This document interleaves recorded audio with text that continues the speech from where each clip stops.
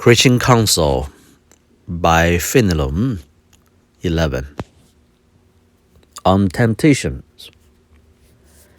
I know of but two resources against temptations. One is faithfully to follow the entire light, then sternly and immediately cutting off everything we're at liberty to dismiss, and which may exercise or strengthen the temptation.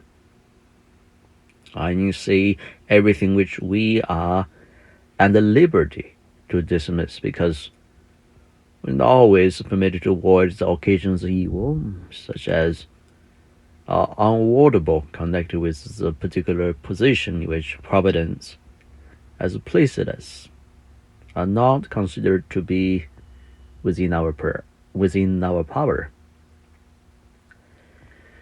The other expedient consists in turning towards God in every temptation without being disturbed or anxious to know if we have not already yielded a sort of half consent, and without interrupting our immediate recourse to God. By examining too closely whether we have not been guilty of some unfaithfulness, we incur the risk of being again entangled in the temptation. The shortest and surest way is to act like a little child at the breast. When we show it a frightful monster, it shrinks back and buries its face in its mother's bosom, that it may no longer behold it. The sovereign remedy is a habit of dwelling continually in the presence of God.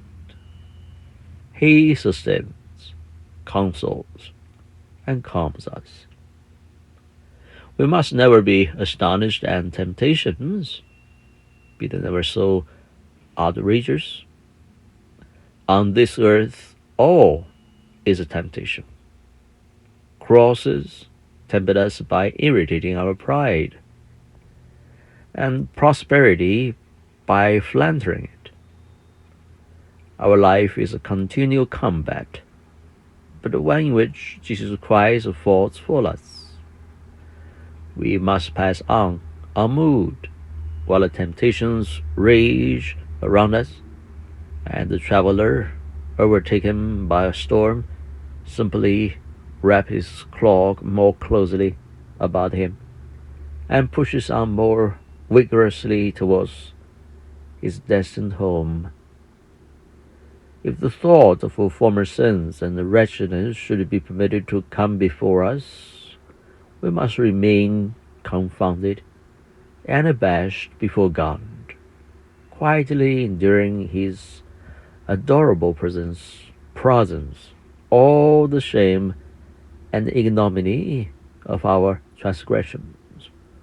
We must not, however, seek to entertain or to call up so dangerous a recollection.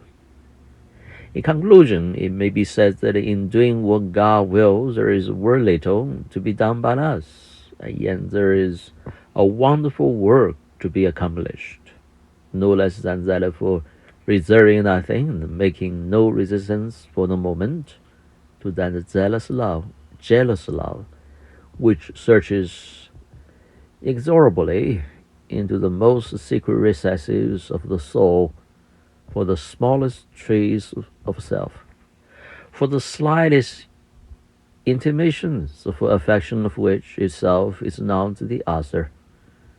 So, on the other hand, true progress does not consist in a multitude of wills, nor in austerities, trouble, and strife. It is simply willing nothing and everything without reservation and without choice, cheerfully performing each day's journey as a providence appointed for us, seeking nothing, refusing nothing, finding everything in the present moment, and suffering God, who does everything to do his pleasure in and by us, without the slightest resistance. Oh, how happy is he who has attained to this state, and how full of good things in his soul when it appears emptied of everything.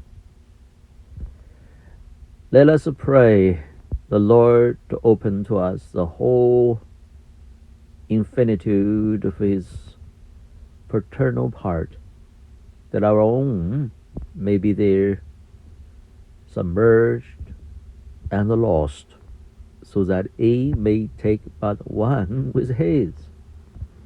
Such was the desire of Paul for the faithful when he longed for them in the bowels of Jesus Christ.